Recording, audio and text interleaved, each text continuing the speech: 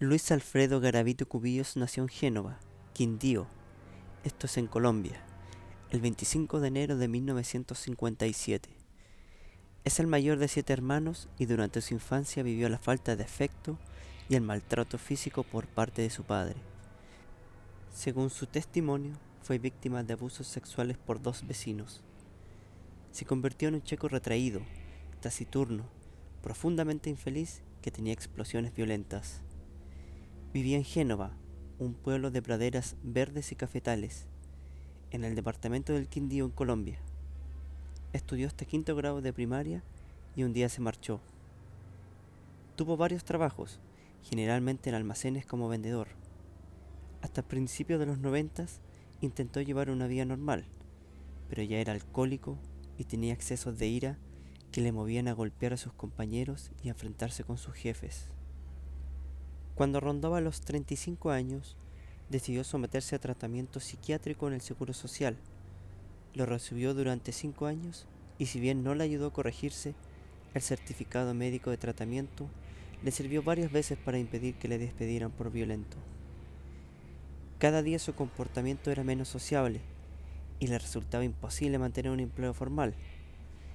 A mediados de los 90, comenzó a recorrer el país como vendedor ambulante. Vendía estampas religiosas con la imagen del Papa Juan Pablo II y del Niño del 20 de julio, uno de los más venerados en Colombia. En esos años dejó un reguero de telegramas a sus mujeres y a algunos amigos.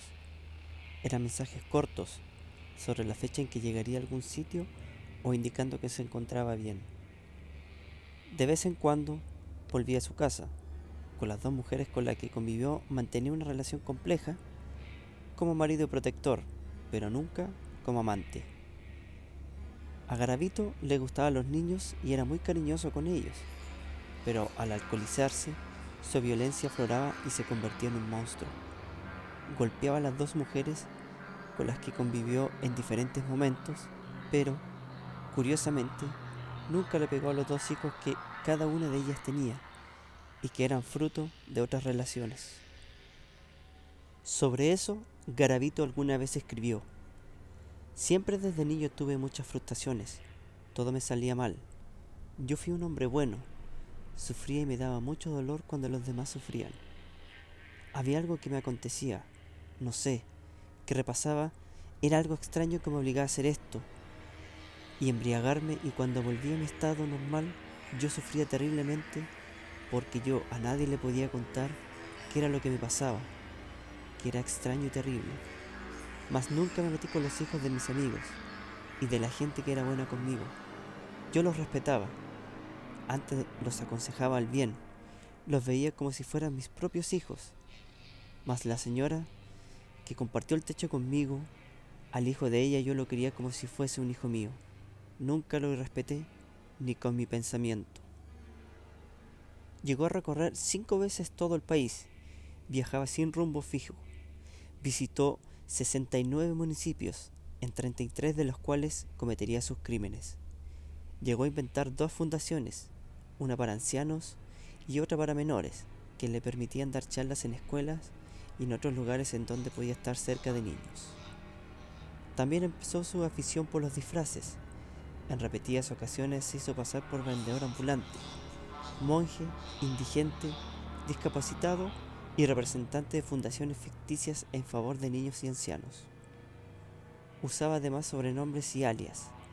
Era conocido como Alfredo Salazar, el Loco, Tribilín, Conflicto y el Cura. A lo largo de su vida, el aspecto físico de Garavito siempre fue cambiante. Fue así como en 1992 inició su carrera criminal. Su modus operandi era siempre el mismo. Primero recorría el lugar e identificaba su objetivo. Escogía campesinos, escolares, trabajadores. Le gustaba que fueran agradables físicamente. Garavito abordaba a los niños que llamaban su atención en parques infantiles, canchas deportivas, terminales de buses, mercados y barrios marginados. Sus objetivos eran chicos de entre 6 y 16 años, de bajo nivel socioeconómico. Tras entablar conversación con ellos, les ofrecía dinero y los invitaba a caminar. Cuando los niños se cansaban, Garavito se bebía una botella de alguna bebida alcohólica, casi siempre brandy, y una vez alcoholizado, atacaba a los niños en sitios despoblados. Primero los amarraba, una vez hecho esto, se dedicaba a golpearlos. Les pateaba el estómago, el pecho, la espalda y la cara. Les rompía las manos a pisotones, les daba puñetazos en los riñones y les saltaba encima para romperle las costillas. Luego, sacaba un cuchillo y un desatornillador y los mutilaba. Amputaba dedos y manos, sacaba ojos, cercenaba orejas. A otros, además, los violaba. Una vez terminado el tratamiento, los degollaba con un cuchillo. Luego, sacaba una libreta y anotaba fecha, lugar y rayitas. Una raya por cada niño muerto. En su casa, que ya solo utilizaba de guarida, escondía los recortes de periódicos que hablaban de los niños que desaparecían, las pesquisas policiales que nunca lograban desvelar lo ocurrido y el drama de las familias. También un calendario de pared o almanaque donde se iba señalando las fechas de sus crímenes. Garavito fue sumando cadáveres. Tan solo en 1997, la policía encontró 36 cadáveres putrefactos de niños en las afueras de la ciudad de Pereira. Solo en ese momento se abrió una investigación. Las explicaciones policiales indicaban varias líneas: sectas satánicas, tráfico de órganos y prostitución infantil. Una de sus víctimas fueron los gemelos Tascón, a quienes torturó, violó y asesinó juntos, de la misma manera. El 23 de junio de 1998 aparecieron 3 cadáveres más en Génova. Durante la investigación, y por casualidad, se supo que en otra zona del país se había enviado una orden de captura contra Luis Alfredo Garavito Cubillos por la violación y muerte de un niño a quien le había cortado la cabeza y cercenado el pene, que luego introdujo en la boca del cadáver. Meses después se descubrieron 12 osamentas de niños a las afueras de Villavicencio. Uno de ellos había sido decapitado. Días más tarde se encontraron nuevos cuerpos. Pertenecían a 9 niños, de edades comprendidas entre los 7 y los 16 años. El 22 de abril de 1999, en la Plaza Centauros de Villavicencio, Garavito se dirigió a un chico llamado Johnny Van. Cuando estuvo cerca de él, le mostró un cuchillo, obligándolo a subir con él a un taxi. Siguiendo sus órdenes, el niño hizo el trayecto en el taxi en completo silencio, hasta llegar a las afueras de la ciudad. Se fueron a un lugar despoblado y solitario. Garavito llevó al niño detrás de una alambrada, obligó a Johnny Van a quitarse la ropa, lo ató y lo hizo caminar hasta que el cansancio no le permitió continuar. Entonces intentó violarlo, pero en ese momento se le desató el nudo del pañuelo que cubría su boca y comenzó a gritar. Otro niño que escuchó los gritos de Johnny Van se acercó para ayudarlo. Garavito, al ser descubierto, desató a Johnny Van para ir a esconderse en el bosque, pero este consiguió escapar. Los niños corrieron. Otro niño que consiguió salvarse después de ser agredido sexualmente por Garavito fue Brand Ferneri Bernal. Los testimonios de Johnny Van y de Brand Ferneri serían claves para la condena de Garavito. El 24 de junio de 1998, los cuerpos de 3 niños de 9, 12 y 13 años fueron hallados sin vida en la finca La Merced, en Génova, Quindío, con evidentes signos de tortura y desmembración de las extremidades. Los menores fueron vistos por última vez 5 días antes en el parque central del municipio, en compañía de un adulto, quien al parecer les ofreció dinero para que lo ayudaran a buscar una res en las fincas cercanas a Génova. Este caso inició una alarmante ola de desapariciones de niños en más de 11 departamentos de Colombia. A raíz de ello, se creó una comisión especial de investigadores de la Fiscalía General de la Nación. Otros 93 niños han sido identificados por el Instituto de Medicina Legal y Ciencias Forenses, mientras que 82 cuerpos permanecen como no identificados. Mediante el cruce de información entre los diferentes equipos investigativos, se estableció que una de las fotografías del álbum con el nombre de Bonifacio Morera Liscano correspondía a Luis Alfredo Garavito Cubillos, persona sobre quien pesaba una orden de captura de la Fiscalía 17 especializada del Tunja por el homicidio de un niño de 12 años de edad. El 22 de abril de 1999, miembros del Cuerpo Técnico de Investigación de la Fiscalía capturaron infraganti Garavito en Villavicencio, en los momentos en que intentaba agredir sexualmente a un menor. Pese a que Garavito dio un nombre falso, la policía lo identificó gracias a sus huellas digitales. Lo interrogaron durante horas. Cuando se vio acorralado por el fiscal que le interrogaba, Luis Alfredo Garavito cayó de rodillas, soltó el llanto, pidió perdón por lo que había hecho y dijo que iba a confesar.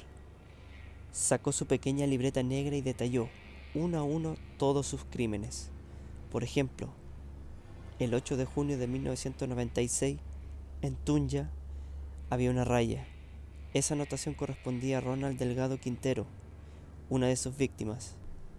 Sobre uno de sus crímenes declaró: yo no veía la forma de salirme de esto tan terrible. Es algo que yo no sé explicar, mas nunca pensé hacerle daño a Ronald Delgado Quintero.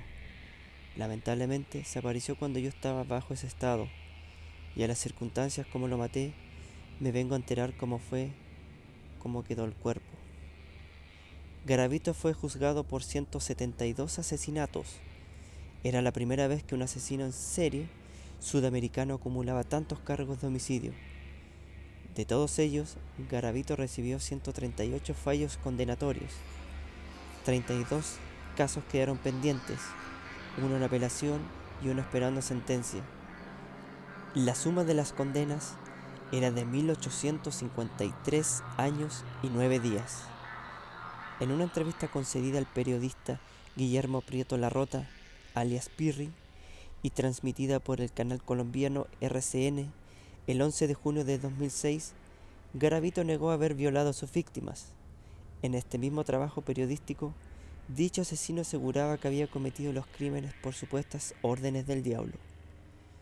Anunciaba además que había sido ordenado pastor de la Iglesia Pentecostal Unida de Colombia, que es la Iglesia Unitaria, y que aspiraba algún día a tener una curul en el Congreso de Colombia para defender los derechos de los niños. La pena máxima en Colombia es de 60 años y por colaborar en la recuperación de los cuerpos y por buena conducta le disminuirían la condena a 16 años. A raíz de este caso, se adelantó una propuesta para convocar a un referendo de enmienda a la Constitución colombiana para permitir la instauración de la cadena perpetua para violadores, secuestradores e infanticidas. Garavito estuvo a punto de ser puesto en libertad en 2010, pero la presión de la opinión pública, a raíz de la entrevista que le hizo Pirri, logró que se abriera un nuevo proceso por otro crimen, lo que dio como resultado una condena de 23 años más. Al saberlo, Garavito intentó suicidarse golpeándose la cabeza contra las rejas de su celda. En la actualidad, Garavito está recluido en el penal de máxima seguridad de Valledupar, en el norte de Colombia, una de las cárceles más seguras del país. Dado que es un infanticida, se encuentra aislado de la población carcelaria y goza de atenciones especiales, entre ellas el derecho a utilizar el teléfono hasta por 4 horas, siendo que los demás reos solo pueden hacerlo 20 minutos. Esto lo ha logrado manipulando la administración del penal, con sus repetidos intentos de suicidio. Actualmente tiene el dudoso honor de ser el segundo asesino en serie de los últimos 20 años, con más víctimas de la historia, tras violar, torturar y asesinar a más de 172 niños.